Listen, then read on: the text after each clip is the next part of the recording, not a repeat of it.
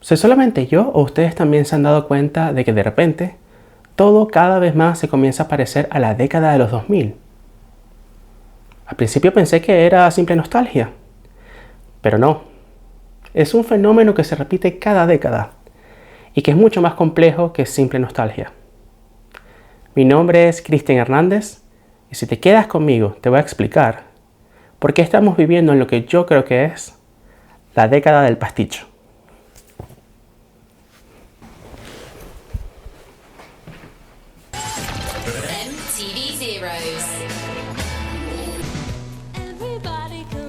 Cuando yo era un adolescente, esto era lo que se consideraba como cultura.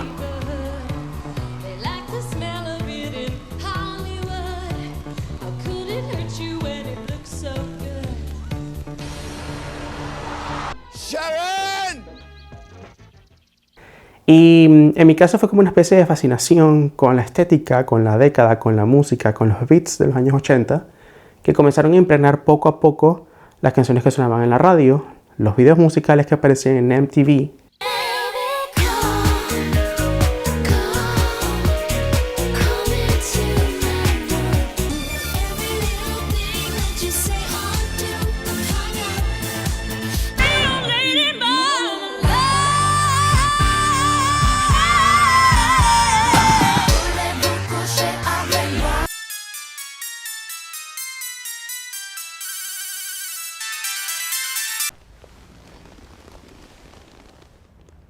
You've been a very bad girl.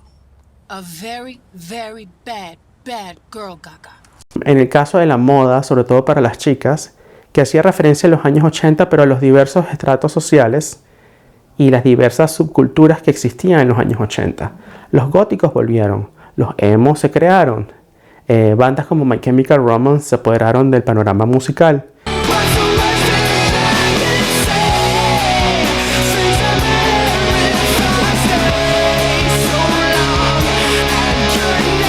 Por aquella época teníamos una página web muy famosa para nosotros los millennials que se llama MySpace. Y MySpace creó un universo por su propia cuenta. Era una red social donde las personas podían colocar sus fotos y también colocar las canciones y los artistas que más les gustaban. De hecho, era también un sitio donde cada quien podía subir su propia música creado por ellos. Y fue una escena underground que luego pasó a ser mainstream, muy potente, porque de allí salieron nuevas estéticas y hubo un reciclaje y una reinterpretación creada por nosotros los millennials de lo que eran los años 80. La estética que se conoce hoy día como Y2K fue lo que nació de esa reinterpretación de lo que fueron los años 80 que imperaron en los 2000. Evanescence, la combinación de rock con canto lírico, que es un componente muy característico de la música gótica.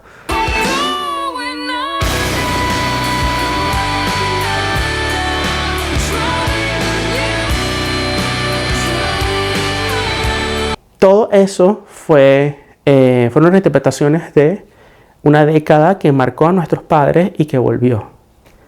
Entonces, si toda esta época fue para algunas personas terrible en cuanto a looks y muy vergonzosa y para otros tan maravillosa, porque fue nuestra adolescencia, ¿por qué está volviendo ahora? ¿Por qué de repente los adolescentes de hoy día quieren tomar fotos con cámaras digitales de la época?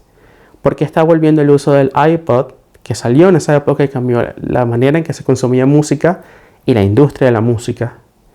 ¿Y por qué en tema de ropa, de referencias en corte de cabello, maquillaje, estilo musical, incluso las temáticas que vemos en televisión y lo que vemos en la calle todos los días, en la generación Z, hace todo referencia a los años 2000?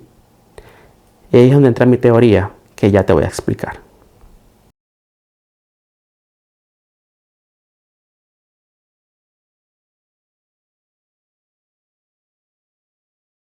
Siempre me llamó poderosamente la atención por qué cada 25 años lo que marcó a la generación de nuestros padres siempre vuelve a ponerse de moda.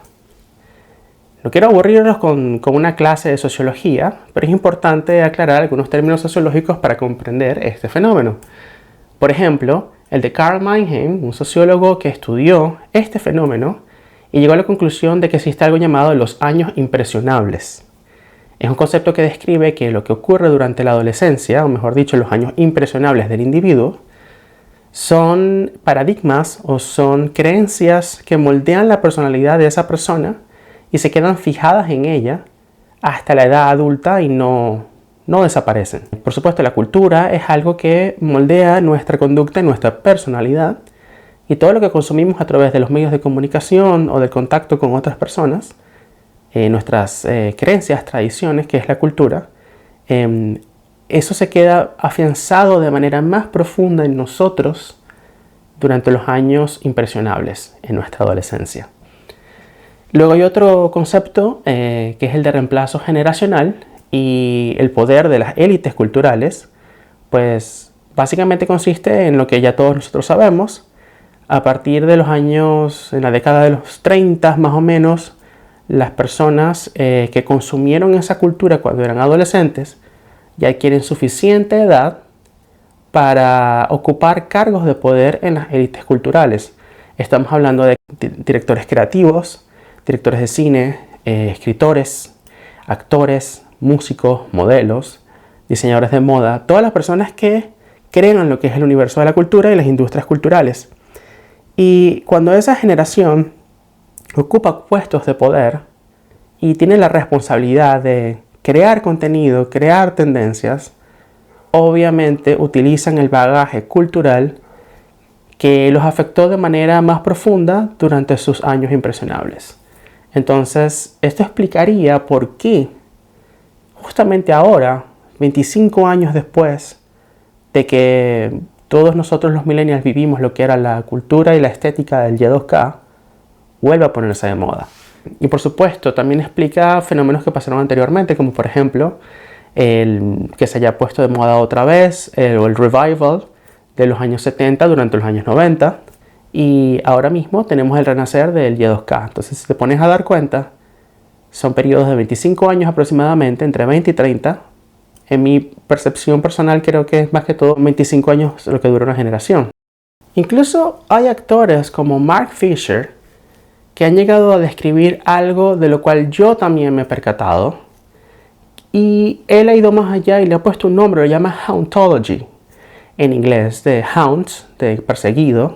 Es básicamente una concepción en donde él dice que toda renacer o expresión de la cultura en cierta década, digamos, está siendo perseguida por ideas, tendencias que ya han sido creadas del pasado.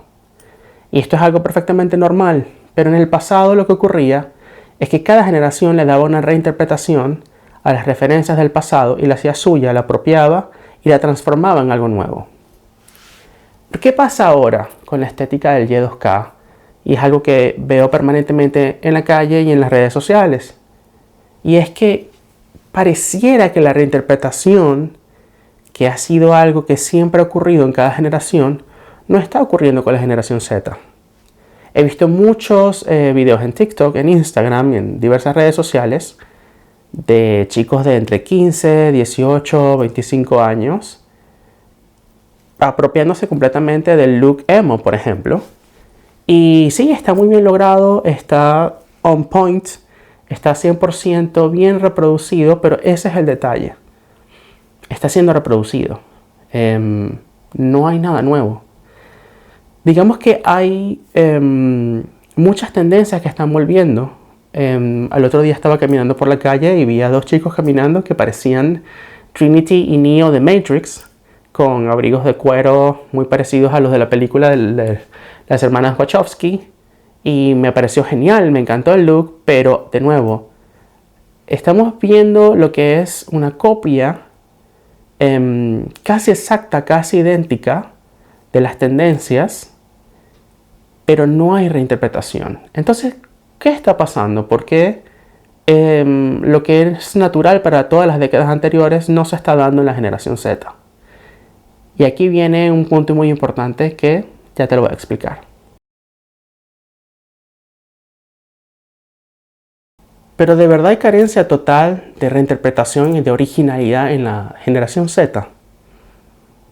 Es muy confuso porque si bien vemos o hacemos un escaneo rápido a través de las redes sociales, de los medios de comunicación, podríamos decirlo, porque así es como se muestra la cultura ahora mismo, sobre todo en lo que vemos en las calles. El algoritmo de las redes sociales premia una cosa llamada visibilidad. ¿Qué pasa? La generación Z vive de la economía de la visibilidad. Lo que no se muestra, no se vende. Imagínate, lo que no se ve, no se compra. Si tú te pones enfrente de una cámara y haces alguna referencia de alguna tendencia que tiene que ver con el pasado, pero no es entendible, ese contenido tiene que pasar el filtro de los 3 segundos del scrolling de la persona que lo está mirando. Si esa tendencia, ese look, esa imagen, ese contenido que alguien que pertenece a la generación Z expone en las redes sociales no es comprendido en los primeros 3 segundos, no va a pasar el filtro del algoritmo y por lo tanto va a ser expulsado a las profundidades de las redes sociales. Y hoy día ser invisible es peor que morir. Es la economía de la visibilidad. Todos estamos tratando de monetizar lo que se logra ver. Entonces, es el algoritmo de las redes sociales lo que está modificando esta tendencia natural del ser humano a reinterpretar y hacer suyo cualquier cosa que ve en la cultura para crear algo nuevo y expresarse de manera más individual. Y esta es la razón por la cual pareciera haber una gran escasez de reinterpretación y de originalidad en la cultura y en todas las expresiones del arte. Pero de verdad hay carencia total de reinterpretación en la generación Z. Eso está por discutirse. Hay artistas que han logrado entender el juego y curiosamente son los artistas más mainstream que podemos señalar ahora mismo, pero son artistas que han entendido que para poder alcanzar la visibilidad tienen que tener un hook inmediato, que es prácticamente un disfraz de algo básico y fácil de procesar por los sentidos, y que después de ese hook inicial, ahí es donde se esconde la complejidad. Estoy hablando de artistas como por ejemplo Rosalía,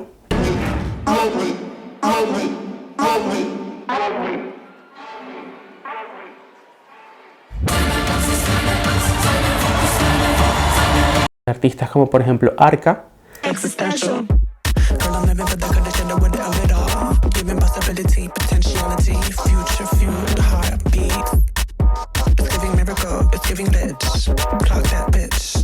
FKA Twigs,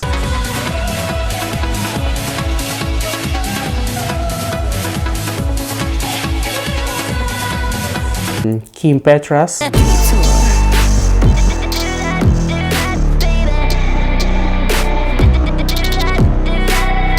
están creando arte que de manera inicial genera un impacto, que es instagramiable o que es muy atractivo para TikTok, porque de buenas a primera pareciera evocar de manera muy fácil contenido que es sencillo de digerir y de entender por los sentidos, hasta incluso por la persona menos educada visualmente. Porque una vez que comienzas a desglosar lo que contiene esa canción, ese video, ese outfit o esa sesión de fotos, te vas a dar cuenta de que hay una recomposición de todos esos elementos que son referencias del pasado y que de hecho estos artistas sí que están construyendo géneros nuevos, tendencias nuevas y que están creando ideas nuevas y están mostrando su individualidad.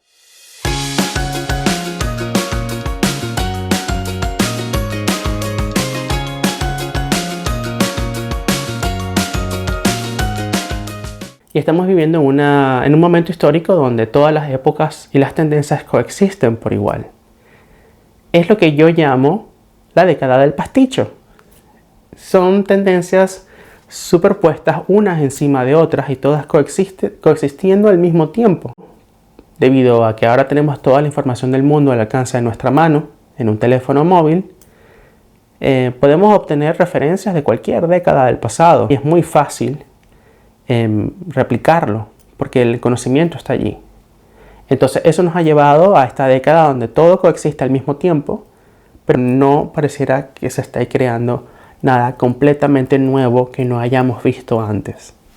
Yo creo que de manera escondida sí hay creación, sí hay reinterpretación y sí se están creando cosas nuevas, solo que requieren de un ojo experto para poder detectarlo. 21 años más tarde, casi a lo que sería una generación más tarde, 25 años, Madonna anuncia el lanzamiento de su segundo álbum, Confessions of the Dance Floor número 2, que es la continuación del primer álbum lanzado en 2005 y que cuenta con la producción del mismo productor que produjo el álbum de 2005 y que con diversos guiños visuales que se han esparcido en las redes sociales y con el lanzamiento de el intro del disco, que es la canción que se llama I Feel Free, podemos entender de que básicamente es la traída de regreso a la escena musical actual de la música del periodo Y2K.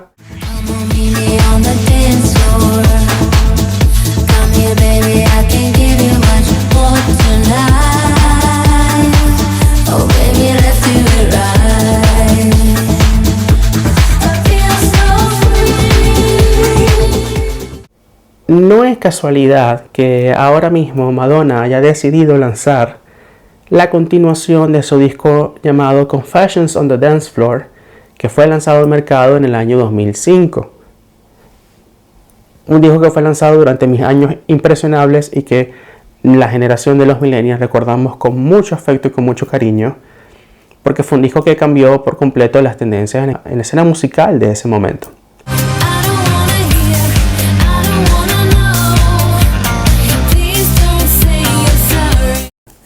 Madonna es la prueba de lo que pasa cuando un artista sobrevive lo suficientemente en el tiempo para poder escapar el ciclo del reemplazo generacional y poder no solo adaptarse a las tendencias que pueden volver cada década o cada generación, sino escapar al loop de este ciclo y romperlo e imponerlo a su antojo. Entonces, Madonna está haciendo por nosotros lo que nosotros o lo que la generación Z no está haciendo, que es la apropiación y la reinterpretación de los íconos y de las tendencias del pasado para crear algo nuevo. Eso es precisamente lo que Madonna está haciendo y lo que Madonna nos está mostrando. Madonna está sacudiendo en la industria musical, la industria visual y la industria de la moda y está creando una narrativa que es completamente self-referential, que se está haciendo referencia a sí mismo. Y si hay una persona que tiene toda la capacidad del mundo para poder citarse a sí misma, es Madonna. Entonces, Madonna nos sirve como un ejemplo perfecto para ilustrar esta teoría de que cada 25 años aproximadamente, las tendencias vuelven a reaparecer como producto de que lo que se vivió en la época de la adolescencia durante los años impresionables sigue marcando a los adultos que el día de mañana van a ocupar posiciones de poder en las industrias culturales. Lo único es que Madonna ha vivido tanto tiempo y ha estado tanto tiempo allí que Madonna no solo escapa al loop de esta tendencia, de esta teoría, sino que además la impone a su antojo. Porque si una cosa nos encanta de Madonna ahora mismo es que en un mundo donde hay tanto cambio, Madonna es la única persona que siempre ha estado allí. Michael Jackson no está allí, George Michael no está allí, Prince ya no está allí, David Bowie no está allí. Los grandes íconos de la música y del arte han desaparecido, pero Madonna sigue allí. Y Madonna es una de las pocas cosas constantes que tenemos en nuestra cultura. Entonces nos encanta ver que haya regresado mostrándonos ella misma la iconografía del pasado, pero que gracias a su propia iconografía y a su stock musical que ella ya tiene, haya creado algo nuevo que nos mantiene en expectativa y que ya vamos a ver si cumple con las expectativas del público o no.